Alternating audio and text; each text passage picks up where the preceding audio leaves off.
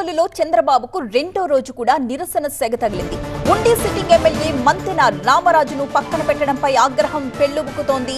చంద్రబాబు బస చేసే దగ్గర రామరాజు మద్దతుదారులు నిరసన వ్యక్తం చేశారు. ఉండి టికెట్ రఘురామకృష్ణరాజుకు ఖరారైంది. నిన్న నల్లజర్లలో చంద్రబాబు కాన్వాయ్ ని అడ్డుకున్నారు ముళ్లపూడి వర్గీయులు. గోపాలపురం టికెట్ ముళ్లపూడి బాపిరాజుకు ఇవ్వాలంటూ వారంతా డిమాండ్ చేశారు. ముళ్లపూడి అనుచరులపై చంద్రబాబు అసహనం వ్యక్తం చేశారు. పాలకొల్లులో చంద్రబాబుకు రెండో రోజు కూడా నిరసన సెగ తగలడం అనేది మనం చూస్తున్నాం. Breaking news. ఉండి సిట్టింగ్ ఎమ్మెల్యే మంతెన రామరాజుని పక్కన పెట్టడంపైనే ఈ ఆగ్రహ జ్వాలలు ఎగిసిపడుతున్నాయి. చంద్రబాబు బస చేసే దగ్గర రామరాజు మద్దతుదారులంతా నిరసన వ్యక్తపరచడానికి అక్కడికి వచ్చేశారు. ఉండి టికెట్ రఘురామకృష్ణరాజుకు ఖరారు చేయడంతో నిన్న నల్లజర్లలో చంద్రబాబు కాన్వాయ్ ని అడ్డుకున్నారు ముళ్లపూడి వర్గీయులు. గోపాలపురం టికెట్ ముళ్లపూడి బాపిరాజుకి ఇవ్వాలంటూ వారంతా డిమాండ్ చేశారు. ముళ్లపూడి అనుచరులపై చంద్రబాబు అసహనం వ్యక్తం చేశారు. సంతానలేమి సమస్యతో బాధపడుతున్నారా? చింతించకండి. సుమారు 90,000 జంటలకు ఆనందం నింపింది ఓఎస్ఎస్ ఫర్టిలిటీ. ఈ రోజే 7825893600 కి కాల్ చేయండి. సంతానోత్పత్తి చికిత్సపై భారీ డిస్కౌంట్లు పొందండి. గుడ్ న్యూస్ చెప్పండి.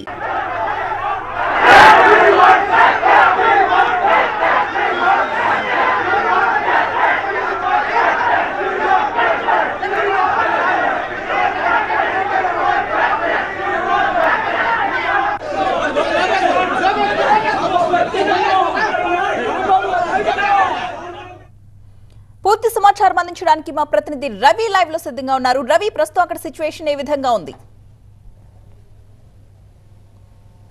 పూర్తిగా అయితే రెండో రోజు కూడా ఉద్రిక్త పరిస్థితులే నెలకొన్నాయని చెప్పుకోవచ్చు. చంద్రబాబు పర్యటనలో మొదటి రోజు నిన్న గోపాలపురం నియోజకవర్గానికి సంబంధించి మొత్తం కూడా గోపాలపురం నియోజకవర్గంలో ఉన్నటువంటి మద్దిపాటి వెంకటరాజు, ఇది ఎస్సీ కాన్స్టిట్యున్సీ నియోజకవర్గం. ఇక్కడ మద్దిపాటి వెంకటరాజుకు టీడీపీ అధిష్టానం టికెట్ ఖరారు చేసింది. అయితే ఈ టికెట్ను మద్దిపాటి వెంకటరాజు కాకుండా ఎవరికైనా ఇవ్వాలంటూ ముళ్లపూడి బాపిరాజు మాజీ జెడ్పీ చైర్పర్సన్, ఆయన వర్గీయులందరూ కూడా పెద్ద ఎత్తున డిమాండ్ చేశారు. నిన్న చంద్రబాబు నాయుడు కాన్వాయ్ను కూడా అడ్డుకోవడం చూసాం. అయితే రెండో రోజు కూడా అంటే మొత్తం ఉండి కేంద్రంగా మొత్తం పశ్చిమ గోదావరి జిల్లా రాజకీయం మొత్తం కూడా కొనసాగుతుంది. దీనికి centre of attraction MP Narsapuram MP Raghuramakrishnaraju మారినటువంటి పరిస్థితి కనిపిస్తుంది.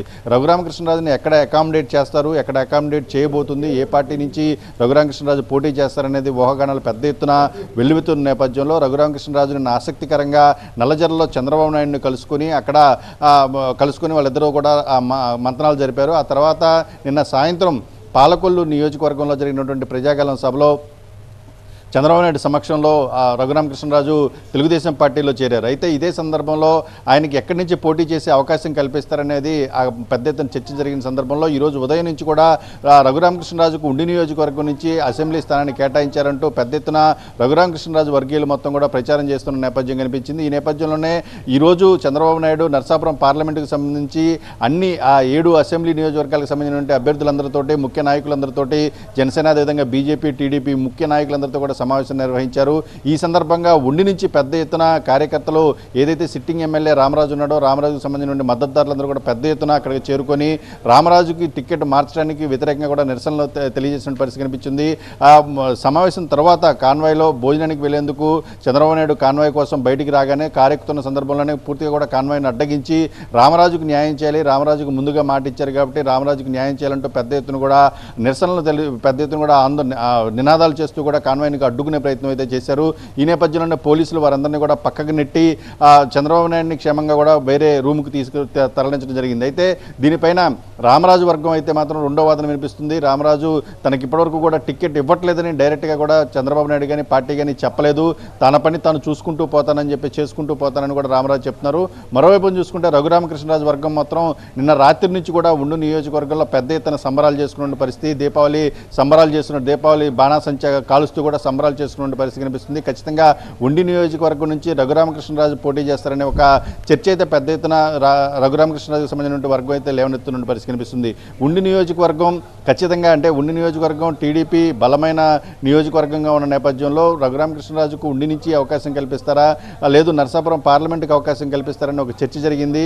అయితే నర్సాపురం నుంచి బీజేపీ అభ్యర్థి శ్రీనివాసవరంకు టికెట్ కేటాయించిన నేపథ్యంలో నిన్న చంద్రబాబు నాయుడు చాలా స్పష్టంగా ఒక ఓటు శ్రీనివాస వర్మకి వేయండి, రెండో ఓటు పాలకొల్లు ఎమ్మెల్యేగా పోటీ చేసినటువంటి నిమ్మల రామానాయుడుకు వేయండి అని చెప్పిన సందర్భంలోనే అక్కడ మొత్తం ఒక క్లారిటీ కూడా ఇచ్చేశారని చెప్పుకోవచ్చు. ఇదే నేపథ్యం ఈరోజు ఉదయం నుంచి జరిగినటువంటి కూటమి నాయకులటువంటి సమావేశంలో కూడా ఇదే ఒక చర్చ అయితే జరిగినటువంటి సందర్భం పరిస్థితి కనిపించింది.